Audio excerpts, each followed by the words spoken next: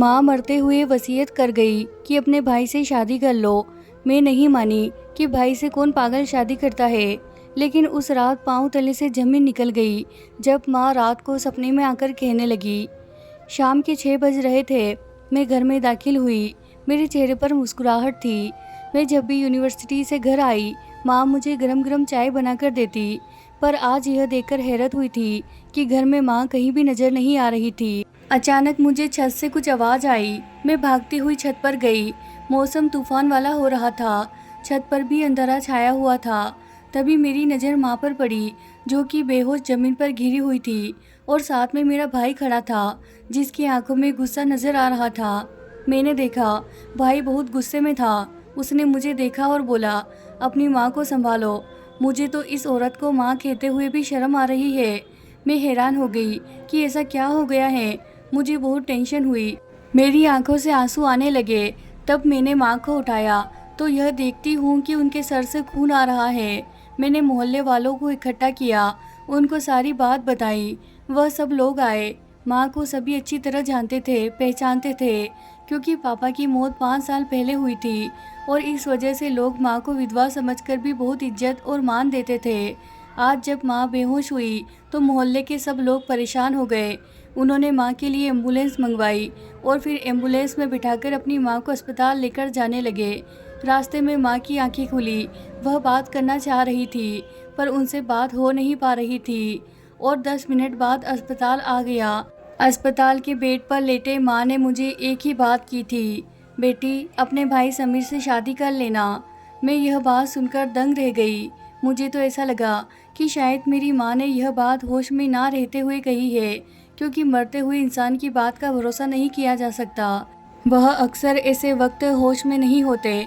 पर मैं यह नहीं जानती थी कि माँ ने ऐसा क्यों कहा है, और यह भी नहीं मालूम था कि माँ तो एक वसीयत भी लिख रखी है, जिसमें मेरी समीर के साथ शादी का कहा है। समीर और मैं एक ही घर में पलकर बड़े हुए थे। मैंने तो जब भी देखा, वह मुझसे बहुत प्यार से पेश आता और कहता, तुम मेरी प्यारी बहन हो। माँ पापा ने हमेशा हमें बहुत प्यार दिया था, बल्कि पापा तो समीर को सर आंखों पर बिठाकर रखते थे। इस बात की वजह से समीर बहुत ज़्यादा लाडला भी हो गया था। पर आज जो हुआ वह क्यों हुआ?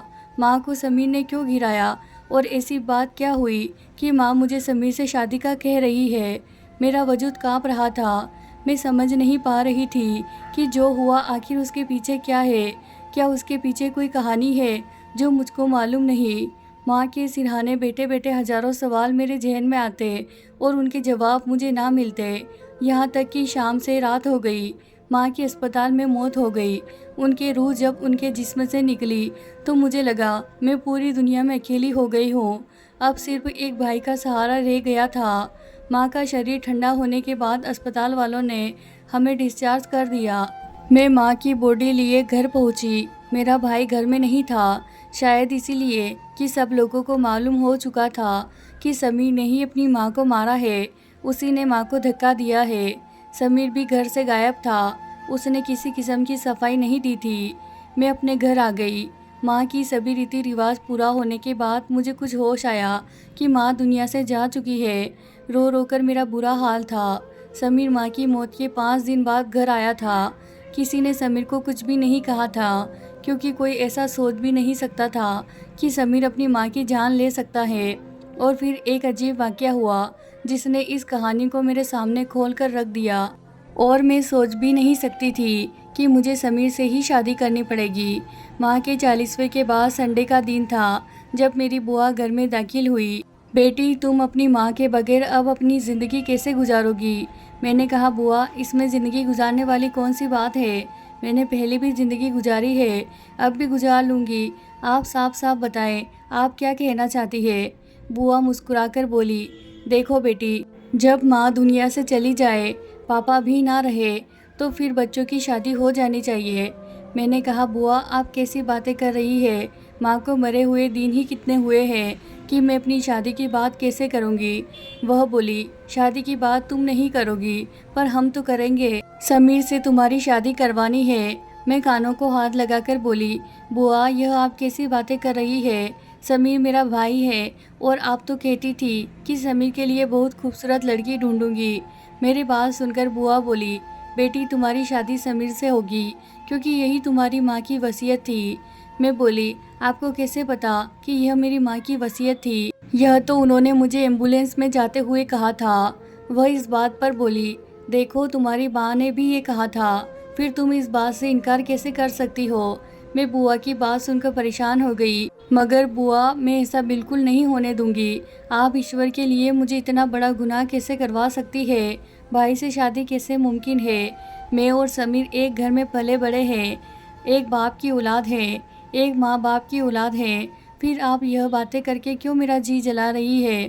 क्यों मुझे आजमाइश में डाल रही है कि मैं गुस्सा करूं? मेरी बात सुनकर बुआ चुप हो गई। समीर से तुम्हारी शादी जायज़ है बेटी, अगर तुम्हें यकीन नहीं आता तो मैं तुम्हें बता दूंगी। अभी मेरे पास वक्त बिल्कुल नहीं है कि मैं यह सारी बातें तुम्हारे सामने खोलूं, वरना अफसोस तुमको भी होगा। चलो मैं भी चलती हूँ, मुझे बहुत देर हो रही है। मैं तुम्हारी शादी के इंतजाम करने हैं और अम्मा जी बाहर खड़ी है, वह मुझसे कहीं और भी जाने का कह रही है। बस मैं तुम्हें बताने आई थी, तुम तैयार रहना। और वो चली गई। मेरे दिमाग में जैसे हथौड़े से बजने लगे थे। थोड़ी देर के बाद घर के दरवाजे पर दस्तक हुई। मैंने दरवाज़ा खोला तो सामने समीर खड़ा था। समीर की आंखों में गुस्सा देखकर मैं डर गई, पर मैंने एक ही लम्हे में उसे सवाल किया, समीर मुझे यह तो बताओ कि क्या हुआ है? तुम्हें माँ की वसीयत के बारे में पता है? हाँ नेहा, मुझे अच्छी तरह पता है। वह पागल औरत क्या वसीयत करके गई है, इसीलिए तो मुझसे बर्दाश्त नहीं हुआ। और तुम जानती हो, समीर सामने सोफे पर बैठते हुए बोला, हमारी माँ एक चरित्रहीन औरत है। समीर के मुंह से माँ के लिए जहर उगलने लगा। यह तुम कैसे कह सकते हो समीर? ऐसी बात माँ के बारे में? जब से पापा की मौत हुई है माँ ने कभी किसी की तरफ आंख उठाकर नहीं देखा, हालांकि वह शादी भी कर सकती थी। क्या तुमने ही माँ को धक्का दिया? यह बात सच थी। मुझे तो यकीन नहीं आ रहा था। मुझे उसी वक्त लगा कि यह कोई हादसा हुआ है। भला तुम माँ की जान कैसे ले सकते हो? मेरी बात सुनकर समीर ने मुझे अजीब सी नज़रों से देखा और बोला, माँ का जो हुआ वही सही हुआ। वह इन सब की ही हकदार थी। उनके लिए ऐसा करना ऐसी मजबूरी थी। मैं अपनी जगह से उठकर खड़ी हो गई। समीर पर चीख पड़ी, यह तुम क्या कह रहे हो समीर? क्या तुम अपनी माँ की जान ले सकते हो? फिर तो मुझे भी तुमसे खतरा है। ऐसी बात नहीं है। ना ही मैं पागल हूँ, ना ही मैं दीवाना हूँ, बल्कि एक हफ्ते से देख रहा हूँ कि मेरी माँ रोज़ तैयार होकर क्यों जाती है। मैं जब भी उनको देखता, वह छत पर कुछ बात कर रही होती थी। मैं समझ नहीं पा रहा था कि आखिर माँ किससे बात कर रही है। एक दिन रात का वक्त था, याद है जब मैंने तुम्हें कहा था कि मुझे इम्तिहान की तैयारी करनी है, तो मैं रात को देर तक जागूंगा, तो तुम मेरे लिए चाय बना दो। हाँ मुझे याद है, मैंने अपने दिमाग पर जोर डालते हुए कहा। इस रात मैं ऊपर छत पर गया था। मुझे गर्मी लग रही थी, गर्मी महसूस हो रही थी। और उस रात जानती हो क्या हुआ था? क्या हुआ? मैं परेशानी से जब पूछी। जब मैं सीढ़ियाँ चढ़ता हुआ ऊपर गया तो माँ किसी से बात कर रही थी, पर आज वह मोबाइल पर नहीं बल्कि किसी से आमने सामने बात कर रही थी। यह देखकर मेरे तो तन बदन में आग लग गई। मैंने फौरन से जाकर माँ को दबोच लिया। माँ, आप यहाँ खड़ी क्या कर रही है? आपके साथ कोई है क्या? मेरी बात सुनकर माँ ने मुझे थप्पड़ दे मारा और बोली, तुम इन बातों में दखल मत दो। मैं तुम्हें जितना कहा है उतना ही करो। तुम क्यों मेरे पीछे पड़े रहते हो? बेटा, मेरी अपनी ज़िंदगी है। माँ के हाथ का थप्पड़ खाकर मुझे बहुत बुरा लगा और गुस्सा भी आया। मैंने सोचा कि शायद मुझे ऐसा नहीं करना चाहिए था, पर अगले दिन मैं सोचने लगा कि अगर माँ ऐसे ही हरकतें करती रही तो हम बदनाम हो जाएंगे। शाम का वक्त था जब माँ दोबारा से ऊपर छत पर चली गई। मैं अपने कमरे में बैठा तुम्हारा इंतज़ार कर रहा था कि हम सब लोग कुछ मज़े का खाना पकाकर खाएंगे। जानती हो ना तुम कि हमारे घर में ऐसा ही होता है। समीर मुझसे बातें करता जा रहा था। अब बताओ कि क्या बात है? तुमने माँ को धक्का क्यों दिया था? मेरी बात पर समीर रोते हुए बोला, मैंने वह धक्का जानबूझकर नहीं दिया था। और जब माँ छत पर गई मैं उनके पीछे गया। माँ किसी आदमी से अजीब सी बात कर रही थी कि अब तो मैं तुमसे शादी कर सकती हूँ, कोई रुकावट भी नहीं है। मुझे ज़माने ने बहुत कुछ सिखा दिया है और वैसे भी मुझे तुम्हारी होना बहुत ज़रूरी है। मैं माँ की बातें सुनकर ऊपर गया था। माँ जब मुझे देखी पीछे मुड़कर मुझे घूरने लगी और बोली, नीचे चले जाओ, क्यों हर वक्त मेरा पीछा करते रहते हो। माँ, आप किसी से शादी की बात कर रही थी। मुझे दिखाए फ़ोन में कौन है जिससे आप शादी करके हमारे बाप की इज्जत को नीलाम करना चाहती है। मेरी बात पर माँ मोबाइल मुझसे छीनना चाहा। उसी छीना झोरी में माँ को धक्का लगा और वह नीचे जा गिरी। मेरा ऐसा करने का कोई इरादा नहीं था, पर माँ के साथ जो हुआ वह इसी वाक़ये का नतीजा में हुआ था। तो शायद यह ईश्वर का बदला था माँ की तरफ से। मैंने कहा, समीर, ईश्वर इतनी मामूली बात का बदला नहीं लेते। तुम्हें पहले पूछ तो लेना चाहिए था कि वह कौन है। तुम माँ से फ़ोन क्यों छीन रहे थे? और देखो ईश्वर ने माँ का कैसा पर्दा रखा। वह फ़ोन भी माँ के साथ ही टूट गया। तुम भी उसमें से कुछ मालूम नहीं कर सके। समीर मेरी बात सुनकर पछताने लगा। बोला, तुम तो ठीक कहती हो। मुझे अभी तक नहीं मालूम हुआ कि माँ किससे बात कर रही थी और मैं इस कश्मकश में हूँ। तुम्हें भी कुछ पता चले तो मुझे ज़रूर बताना। फिर मैं समीर से कहा कि माँ ने एक वसीयत की है जो कि बहुत अजीब है। समीर बोला कि मैं भी यह वसीयत देखता हूँ, लेकिन तुम फिक्र नहीं करो। जाहिर है ऐसी पागलपन बातें कोई पागल इंसान ही कर सकता है।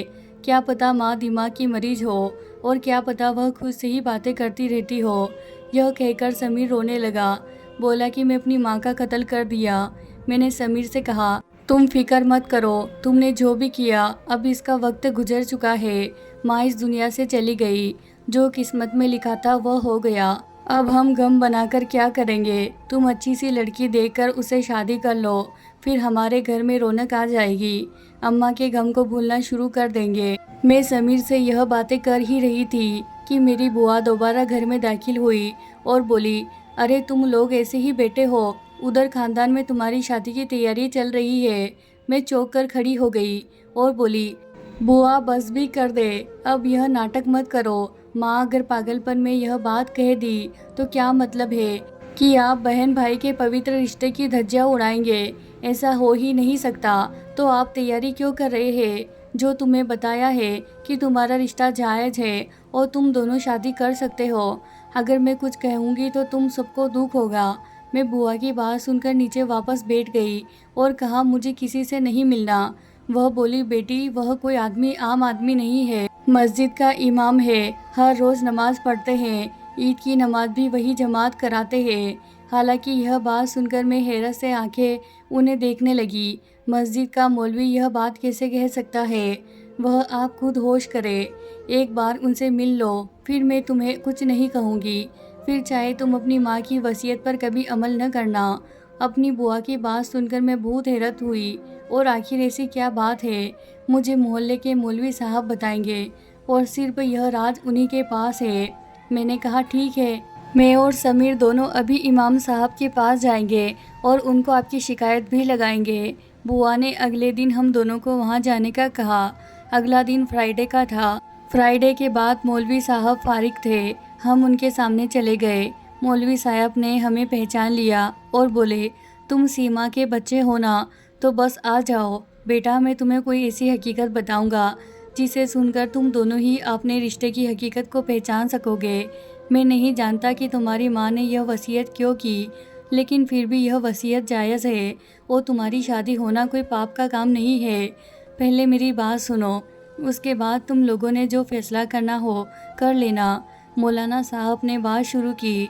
देखो बेटी, यह उस वक्त की बात है जब तुम्हारी माँ की शादी नहीं हुई थी। सीमा एक अमीर घराने से ताल्लुक़ रखती थी। यह घराना इतना अमीर था कि आज तक कोई अमीर शायद ही होगा, पर गरीबों का भी ध्यान रखते हैं।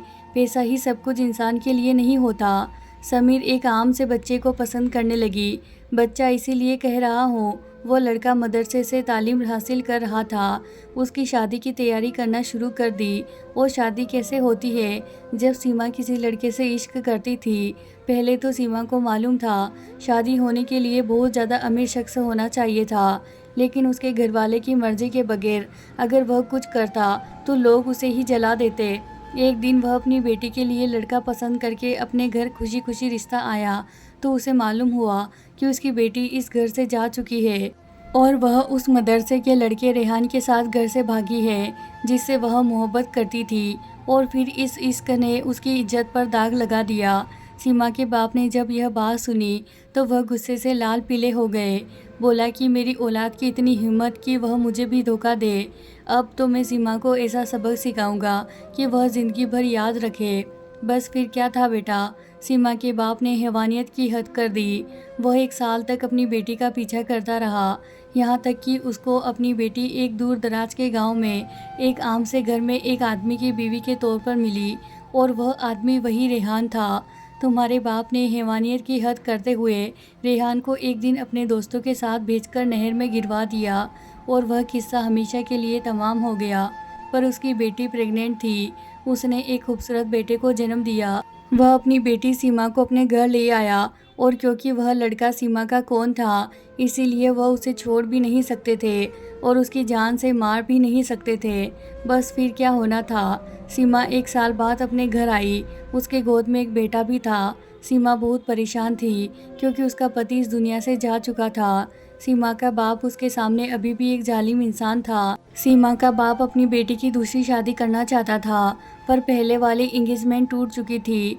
जब कोई कुंवारा लड़का, अच्छा खानदान, अमीर घराने का लड़का एक ऐसी लड़की से शादी कैसे कर सकता जो पहले घर से भाग कर गई हो और उसका एक बच्चा भी था। बस फिर सीमा के बाप ने अपने खानदान के एक बीमार लाचार उससे अपनी बेटी की शादी कर दी, जिसकी पहले ही एक बेटी थी और उसकी बीवी उसी के सितम की वजह से बच्चे की डिलीवरी के दौरान मर गई थी, क्योंकि उसने अपनी बीवी को ना ही कुछ खिलाया पिलाया और ना ही उसका ख्याल रखा था। सीमा के बाप को यह बात मालूम होते हुए भी उसने अपनी बेटी की शादी कर दी। बेटी, तुम्हारी माँ ने तुम्हारे लिए जायज़ वसीयत इसीलिए भी की थी, हो सके कि तुम दोनों को अपनी हकीकत का पता चल जाए कि तुम उसकी सगी औलाद नहीं हो और उसका बेटा जो उसे चरित्रहीन कहता रहा वही उसकी सगी औलाद थी। पति तो काफ़ी सालों से बीमार था तो वह चल बसा, लेकिन सीमा को यह बात बताते बताते बहुत देर हो गई। शायद वह अपने पहले पति की बात अपने बेटे को नहीं बताना चाहती थी। फिर सालों बाद मालूम हुआ कि सीमा का पहला पति जिंदा है, वह मरा नहीं था। उसको सीमा के बाप ने नहर में फिकवाकर मुर्दा तो समझ लिया था, पर वह किसी दूसरी तरफ निकल गया था। पीछे उसकी बीवी के साथ क्या हुआ ये उस बेचारे को खुद भी मालूम नहीं हो सका। अब तुम्हारी माँ यानी सीमा और उसका पहला पति दोबारा एक होना चाहते थे, पर बेचारे अपनी बरसों की पेचीदी मोहब्बत पाने से पहले ही सीमा इस दुनिया से चली गई। और जाते जाते इतनी लंबी कहानी तुम्हें सुनाने के बजाय तुमको एक वसीयत कर गई कि तुम दोनों बहन भाई आपस में शादी कर लेना। शायद वह उस थोड़े वक्त में यही कह पाई थी, पर जो कह गई इसका मकसद यही है कि तुम अपनी माँ को माफ़ कर दो और अपनी ज़िंदगी जैसे चाहो गुजारो। मैं मौलवी साहब की बात सुनकर हैरान रह गई। समीर मेरा सगा भाई नहीं बल्कि सौतेला भाई भी नहीं था। समीर तो एक अलग बाप और एक अलग माँ की औलाद था। मेरी माँ भी अलग थी, मेरा बाप भी अलग था। हमारे माँ बाप सिर्फ आपस में जीवित थे, वह हमारे हकीकी माँ बाप नहीं थे। बल्कि समीर की माँ ना ही मेरी माँ थी, ना उसके पापा मेरे कुछ लगते थे। यह मालूम होते ही हम दोनों ही झिझक में पैदा हो गए, मगर अब भी हम दोनों एक दूसरे से शादी नहीं करना चाहते, क्योंकि हम दोनों अब भी एक दूसरे को बहन भाई समझते हैं। तो दोस्तों, आपकी क्या राय है इस कहानी के बारे में? आपकी राय हमें कमेंट बॉक्स में ज़रूर बताएं। वीडियो पसंद आए तो इसे ज़रूर लाइक कीजिए। अभी तक आपने हमारे चैनल को सब्सक्राइब नहीं किया है तो दोस्तों ज़रूर कर लीजिएगा।